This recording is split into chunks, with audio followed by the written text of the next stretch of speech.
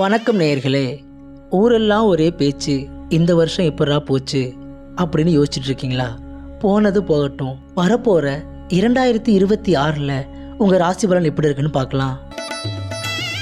கடகராசி நேயர்களே, உங்களோட பாதி வாழ்க்கை ஃபோன்லேயும் மீதி வாழ்க்கை லோன்லேயும் தான் போயிட்டுருக்கு.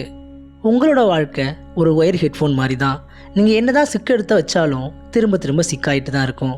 சொந்தக்காரர்களை தவிர்ப்பது நல்லது, அடுத்தவரோட உருப்பட வாய்ப்பு உள்ளது.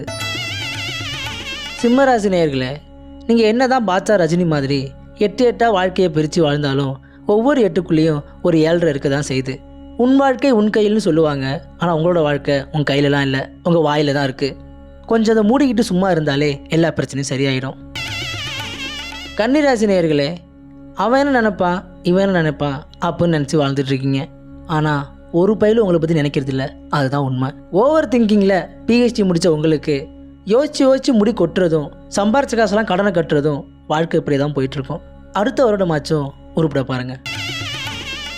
தனுசு ராசி நேயர்களே, உங்களுக்கு நடிக்கவும் தெரியாது, உங்கள்கிட்ட யார் நடிக்கிறான்னு கண்டுபிடிக்கவும் தெரியாது. மஞ்சளாக இருக்க எலுமிச்சை பழத்தை புழிஞ்சா வெள்ளையாக சாறு வர மாதிரி, வெள்ளையாக இருக்க முட்டையை உடைச்சா மஞ்சளாக கரு வர மாதிரி உங்கள் வாழ்க்கையில் நீங்கள் ஒன்று நினைக்க அது ஒன்று நடக்கும். நீங்கள் பிடுங்கிறது பூராமே தேவையில்லாத அணிதான். கும்பராசி நேயர்களே, நெல் அரிசியாக மாறுது, அரிசி மாவாக மாறுது, மாவு இட்லியாக மாறுது, இரும்பு அருவாளாக மாறுது, கோதுமை அல்வாவாக மாறுது. ஆனால் உங்கள் வாழ்க்கை மட்டும் மாறவே மாட்டுதுன்னு வருத்தப்படுறீங்களா? கவலைப்படாதீங்க, நம்பிக்கையோடு இருங்க. இன்னும் கொஞ்ச நாள் தான் எல்லாமே மாறிடும். வாழ்க்கை இல்லை 2026 காலன்ற சொன்னேன். யாரையும் எளிதில் நம்ப வேண்டாம், ரகசியத்தை மற்றவர்களும் சொல்ல வேண்டாம். தோசையை நின்றுட்டு தான் ஊற்றணும், ஆனால் கால் வலிக்கும்.